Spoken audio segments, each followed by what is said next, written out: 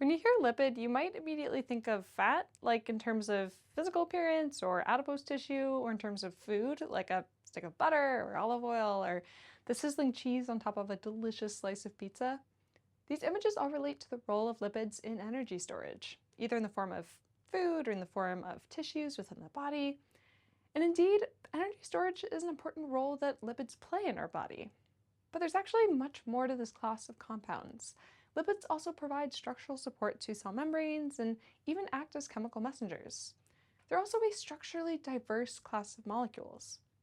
We mentioned earlier how butter and olive oil, which are solid and liquid at room temperature, respectively, are prototypical images that we might have of lipids. In fact, the observation that some lipids are solids at room temperature, while others are liquid, led a French chemist, Michel-Eugène Chauvrel, to propose an early classification of lipids in 1815 as solid greases and liquid oils.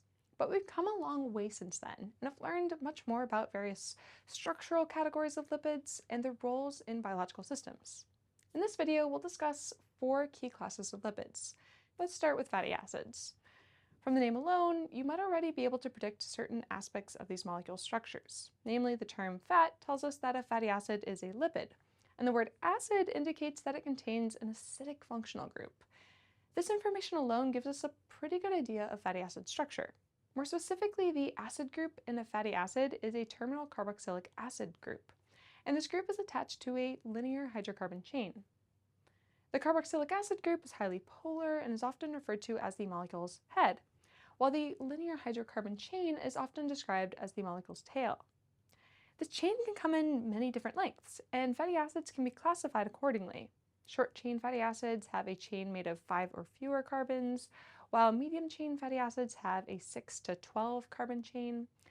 And long-chain fatty acids predictably are longer, with anywhere between 13 and 21 carbons in their tails, and then very long-chain fatty acids have even more. The possibilities are almost endless. Interestingly, however, fatty acids rarely exist on their own inside cells. Instead, they're commonly stored as triglycerides, also known as triacylglycerols, which are esters made from 3 fatty acids attached to a glycerol backbone. Triglycerides are what we typically think of as fats in our diet. So when you look at a nutrition label, the total fat section is mainly referring to triglycerides.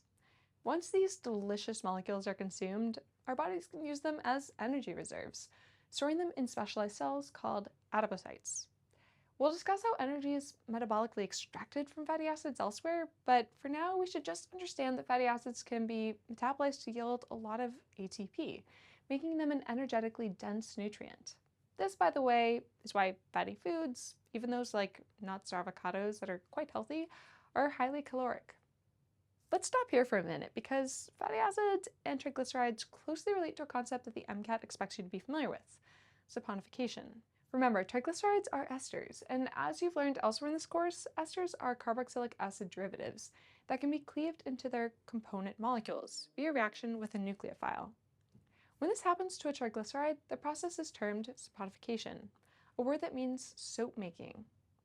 Imagine that you're a colonial soap maker, and you have a lump of animal fat, which is largely composed of triglycerides. To saponify this substance, you'd need to add a strong base, typically sodium hydroxide.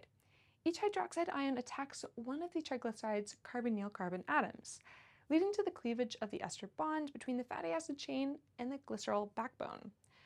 Reaction with 3 hydroxide ions then can fully break down the triglyceride, forming 1 molecule of glycerol and 3 fatty acid salts. And what are fatty acid salts used for? Soap. Note that structurally, a fatty acid salt is simply a fatty acid with its carboxylic acid group deprotonated, and this carboxylate anion is associated with a cation, such as the sodium ion from sodium hydroxide. This combination, an anion, a cation, and a long non-polar hydrocarbon tail, makes fatty acid salts excellent for solubilizing hydrophobic particles of dirt or grime, which is what we use soap for. If we wanted to generate a fatty acid from one of these fatty acid salts, we'd simply need to add acid to protonate its carboxylate group.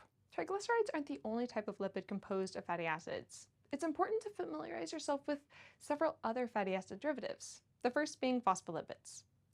Recall that these molecules are the main component of cell membranes, and that structurally they resemble triglycerides.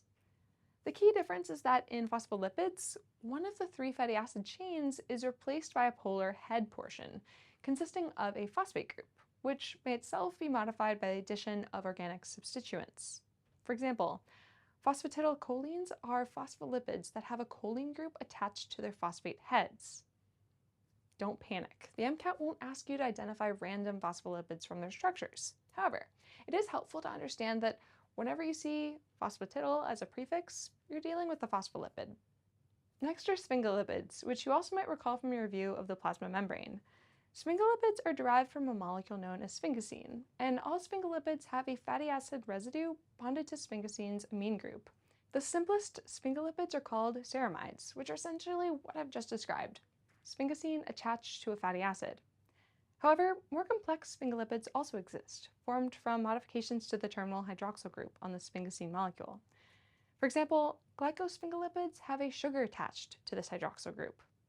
While the specific structures of sphingosine and sphingolipids fall well outside the scope of the MCAT, you should be aware of the existence of one specific example, called sphingomyelin. This molecule is notable for its tendency to cluster in lipid rafts within the plasma membrane, playing a role in biosignaling.